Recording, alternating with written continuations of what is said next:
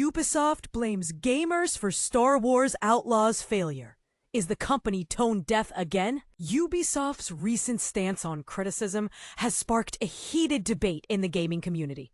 In a bold move, the company has pointed fingers at gamers, claiming that their recent game releases' failures are due to negative feedback and online bashing.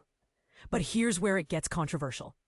Ubisoft CEO Yves Guillemot attributes the failure of Star Wars Outlaws to the lack of Star Wars popularity at the time of release. However, with the massive success of shows like The Mandalorian and Andor, one can't help but question this reasoning. In their financial report, Ubisoft further highlights the impact of online criticism on their reputation and market success. They mention online bashing and organized campaigns of criticism as risks to their reputation. It's as if they're suggesting that gamers and critics are to blame for their own strategic and artistic decisions. And this is the part most people miss. Ubisoft's statement briefly acknowledges technical issues affecting games. But instead of taking responsibility for these issues, they shift the blame to content distribution platforms and gamers who dare to criticize their choices. Is it possible that Ubisoft is refusing to acknowledge the true reason for their games' failures? Could it be that their games simply aren't up to par and their market performance reflects that? Or is it easier to blame the gamers and external factors? What do you think? Is Ubisoft right to blame gamers, or should they take a closer look at their own practices? Let's discuss in the comments. Why Ubisoft blames Star Wars for Outlaws' failure. Truth or excuse? Is the Star Wars magic fading, or is the blame for Outlaws' stumble being unfairly pinned on the franchise itself? Ubisoft CEO Yves Guillemot recently dropped a bombshell during a company meeting, claiming that the game's underwhelming sales were due to the brand being in choppy waters. But here's where it gets controversial. Is Star Wars really the culprit, or is this a convenient scapegoat for deeper issues? Let's unpack the tangled web of factors at play and ask, what's truly behind the Star Wars story slump? Guillemot's comments came on the heels of rumors that Star Wars Outlaws, the game starring rogue smuggler Kay Vess, might be getting the axe, with plans for a sequel reportedly scrapped. For fans, this is a bitter pill to swallow. But is the blame on Star Wars itself as cut and dry as the CEO suggests? The truth, as it turns out, is far messier.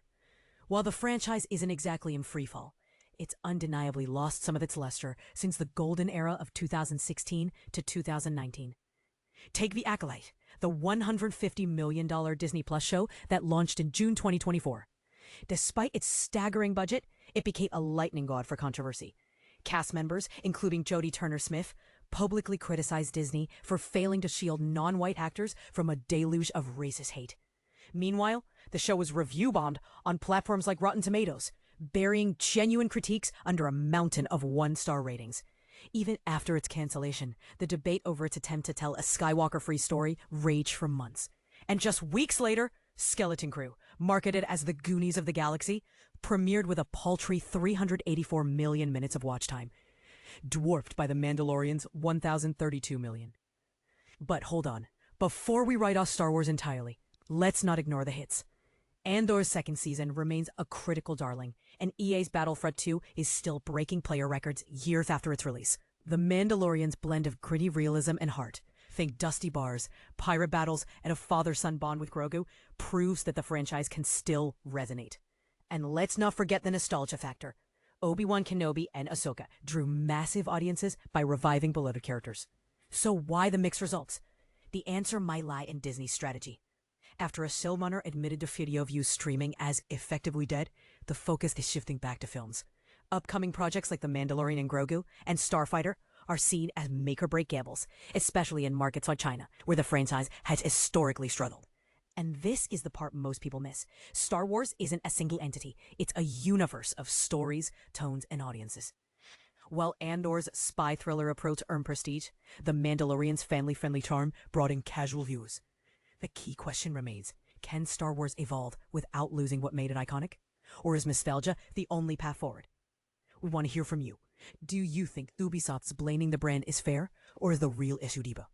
Is Star Wars better off leading into the past, or does the future lie in bold new stories? Share your take in the comments, because the Force is strong in this debate and the galaxy needs your voice. Star Wars Outlaws 2 was planned but cancelled. Inside the rumor, the anticipated sequel to Star Wars Outlaws has reportedly been scrapped, according to recent rumors. This revelation comes on the heels of Ubisoft CEO Yves Guillemot acknowledging earlier this month that the original Star Wars Outlaws did not meet performance expectations. Tom Henderson, a well-known insider in the gaming community, shared during a recent podcast episode that plans for a sequel were indeed in place but have now been cancelled. It's important to highlight that based on Henderson's sources, the sequel was still in its infancy and had not progressed to full production. The cancellation likely occurred during the pre-production phase, following the lukewarm reception of the first game. Henderson stated, "They also recently canceled Star Wars Outlaws 2 because that was planned and in the works. It didn't enter production. As far as I know, it wasn't set in stone." During a recent meeting with shareholders, Guillemot discussed the sales shortcomings of Star Wars Outlaws, attributing its struggles to the current state of the Star Wars franchise. He remarked that the game was launched at a time when the brand was experiencing significant challenges. Star Wars Outlaws debuted last year, and by September 2024, Ubisoft had already acknowledged that the game had fallen short of its sales goals, despite receiving decent ratings, Metacritic score of 76, and user reviews averaging 3.9 out of 5 across various platforms. In their earnings report, the company conceded that the initial sales of Star Wars Outlaws were weaker than anticipated. The development team at Massive Entertainment has been proactive in communicating with fans about their plans for enhancements. They announced via social media that they are working on several updates aimed at optimizing gameplay, refining mechanics, and implementing quality-of-life improvements. Since its launch, Star Wars Outlaws has introduced several downloadable content, DLC packs, with the latest being titled A Pirate's Fortune. This DLC features the main character, Kay Vess, teaming up with Hondo Ohnaka to embark on a treasure hunt within the mysterious Kefi tomb. Throughout their adventure, they face challenges from the Rakana Raiders and their formidable leader, Stinger Tash. For more insights on Star Wars Outlaws, you can refer to our review of the original game, as well as our evaluations of the Wild Card and A Pirate's Fortune DLCs. Currently, the game is available on PC, PS5, and Xbox Series SS. Additionally, Ubisoft has confirmed its Star Wars Outlaws will be launching on the Nintendo Switch 2 on September 4th, a release that was accompanied by a new trailer. But here's where it gets controversial. With the mixed reception of Star Wars Outlaws, can we really blame the franchise's current state for its underperformance? Or are there debug issues at play? What do you think? Share your thoughts in the comments.